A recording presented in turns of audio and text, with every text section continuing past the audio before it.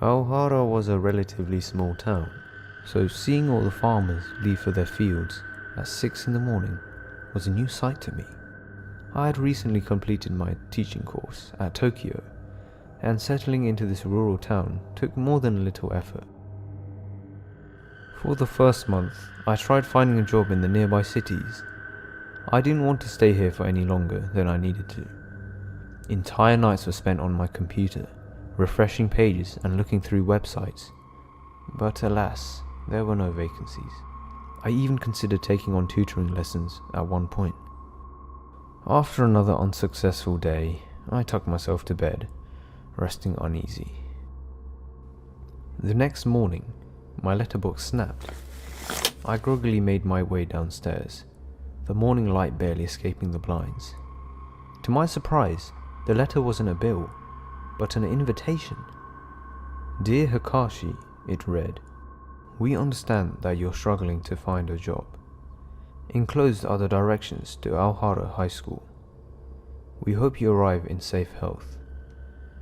There was no sender. I thought for a while. There was no high school in Alhara, and I was pretty damn sure about that.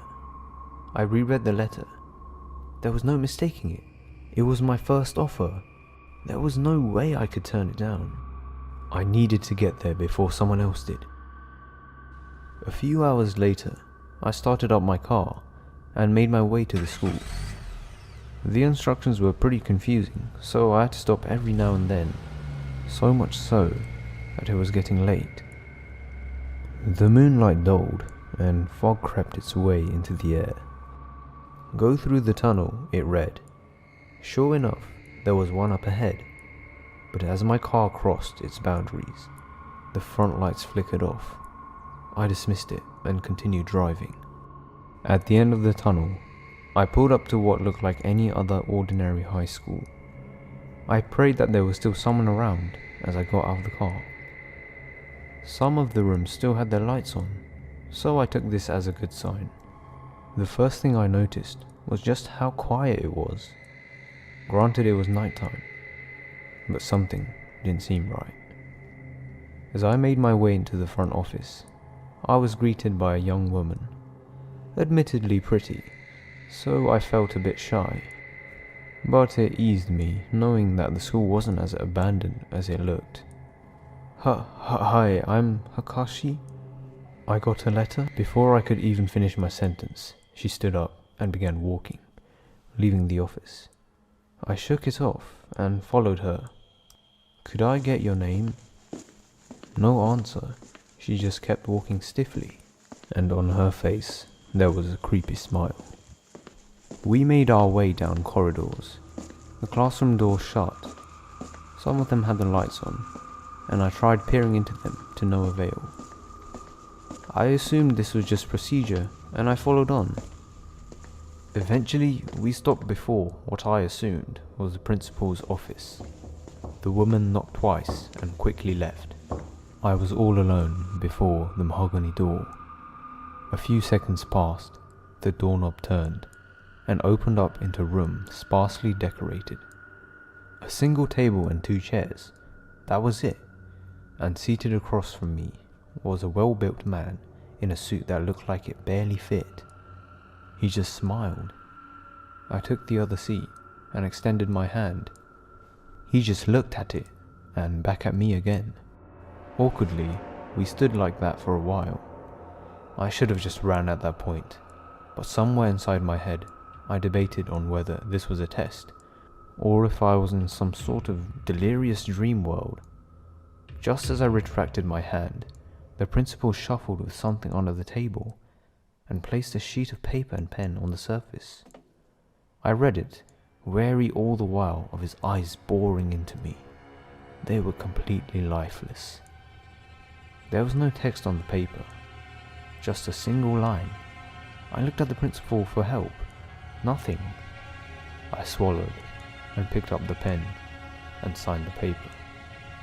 As I did, I noticed that in the corner of the room, a black taint began, as if it was singed, as if it was burning. The door behind me creaked open. I stood up immediately. I needed to get out.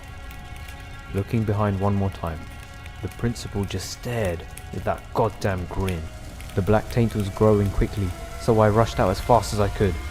I passed through the corridors again, but I needed to check one thing. I stopped before a classroom and opened the sliding door. Students sat at their desks, with a teacher at the front. Not one looked at me. They sat frozen, glued to their faces, a smile. A lifeless, emotionless smile. There was no time. I ran the last way to my car, without looking at the receptionist. The car took a long time to start, and when it did, I spent no time backing out. I took one last glance behind me. The principal and what seemed like all the students were waving and smiling at me. The school was on fire, the embers turning the sky into an ashen blanket. I was absolutely horrified, and to this day I still regret looking back. I put my foot to the pedal and cleared the tunnel in no time. I stopped by the police station and staggered in. The attendants, unused to activities so late at night, helped me up. The school, on fire, I gasped. At this, they exchanged looks. Where? One asked. The one near the tunnel, I replied. They looked at each other again. That school doesn't exist anymore. It closed decades ago, the other said. It can't be, I saw it. The principal went mad and set fire to the whole school, killing everyone in the building. It's been closed for a long time. Despite my pleas, they took me home where I could barely sleep. In the morning, I received another letter. It simply read, "We hope to see you soon." I've stopped looking for a teaching job since and promised myself that I would never go back to that place. But I still receive letters every day asking me to come back. I've burnt them all, but nothing works. I think I see my rooms turning blacker every day. Actually, on a second thought, I think I might come back.